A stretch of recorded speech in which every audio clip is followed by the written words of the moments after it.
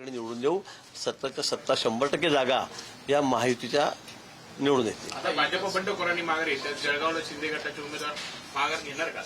मी तेच आपल्याला सांगितलं की आता जळगावचाही प्रश्न संपलेला आहे, तोही लगेच संपेल. इकडे माघार झाली तिकडे माघार होईल. गोकुळ गीतेच्या संदर्भात काही निर्णय झाला आहे? गोकुळ गीते आपणही बघतात. काल त्यांचे मोठे बंधू आमचे मित्र गणेश गीते या ठिकाणी रात्री उशिरापर्यंत होते, दिवसभर आमच्यासोबत होते.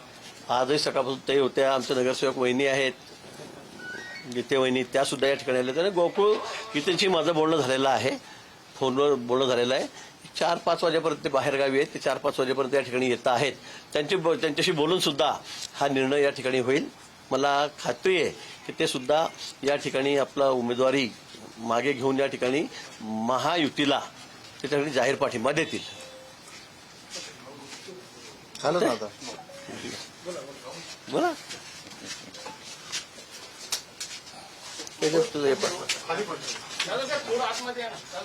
साहेबांना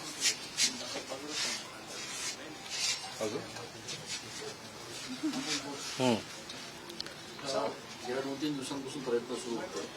एक माघार तर झाली आहे, पाठिंबा मिळाला आहे. दुसऱ्यासाठी कसा प्रयत्न चालू आहे, किती वेळ लागेल साधारणतः?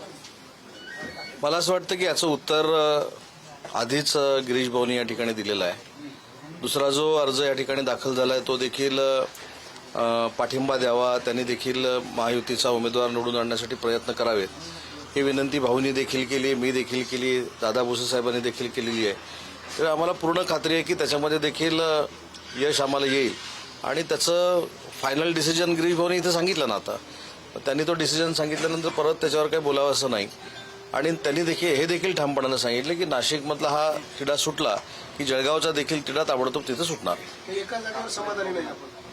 एक जी माघार होती किंवा एक पाठिंबा मिळतो त्याच्यावर समाधानी नाही. अजून दुसरा नाही समाधानी नाही एक मिनिट, समाधानी नाही किंवा आहोत त्याच्यापेक्षा प्रसाद बापूंनी देखील सीएम साहेबांचा, डीसीएम साहेबांचा, गिरीश भाऊंचा, माझा असेल, दादा भुसे साहेबांचा असेल, शब्दाला मान ठेवला. त्याच्यामध्ये असं काही नाही आहे की समाधानी आहे किंवा नाही. बापूंनी देखील उमेदवारी मागं घेतल्यामुळं आम्ही महायुतीचे सगळे मंत्री, आम्ही पदाधिकारी समाधानी आहोतच ना. आणि गोकुळजींचा जो अर्ज राहिलेला आहे त्यासाठी देखील आम्ही प्रयत्न करतोय आणि त्याचा फायनल डिसिजन काय होणार आहे हे देखील सुतोवाच महाजन साहेबांनी इथे केलेलं आहे.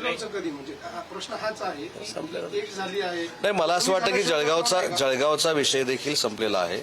याच्यामध्ये काल दिवसभरामध्ये मुख्यमंत्री महोदयांबरोबर, उपमुख्यमंत्री महोदयांबरोबर 4 ते 5 वेळा स्वतः गिरीश भाऊ बोललेले आहेत, मी देखील बोललेलो, दादा भुसे देखील साहेब बोललेले आहेत.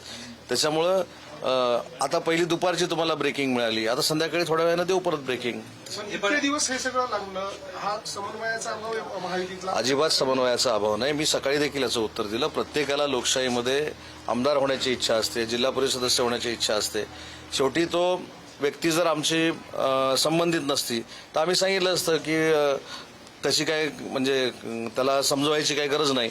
पण प्रसाद बापू असतील, गणेश गीते असतील, गोकुळ गीते असतील, आमची सगळी मंडळी आहेत.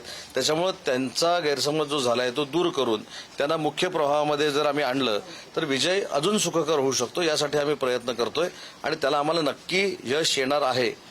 याच्याबद्दल कोणालाही चिंता करण्याची आवश्यकता नाही. गिरीश भाऊंनी त्यांच्या मागण्या त्यांना वैयक्तिक स्वतःसाठी म्हणून त्यांना उमेदवारी नको होती असं बोलण्यात जाणवलं. ते सरकारवरच कुठेतरी नाराज आहे. आता जे इथे लोकप्रतिनिधी आहेत ते कुठेतरी अपयशी ठरतात असं त्यांच्या मागण्यावर दिसतं. एकतर मालेगावचं ड्रग्ज तिथे आहे, तिथे गृह खातं नाराज आहे, नारपारचा विषय आहे. म्हणजे मंत्र्यांवर आणि लोकप्रतिनिधी या संदर्भामध्ये उशीर झाला असेल. त्यांनी असं काही सरकारवर नाराज आहे किंवा कुठच्या मंत्र्यावर नाराज आहे किंवा कुठच्या लोकप्रतिनिधीवर नाराज आहे असं काहीच सांगितलेलं नाही. थोडा उशीर झाला असेल तर ती जी कार्यप्रणाली उशीर व्हायची आहे ती लवकरात लवकर करावी हीच प्रसाद बापूंची इच्छा आहे. म्हणजे नाराज म्हणजे हे कुठेतरी कमी पडतात म्हणून त्यांना उमेदवारी करायची असं. मगाशी पण हा प्रश्न तुम्ही जरा वेगळ्या अर्थानं विचारला होता, आता परत तोच विचारलेला आहे. त्याच्यामुळे आमचं उत्तर देखील तेच आहे.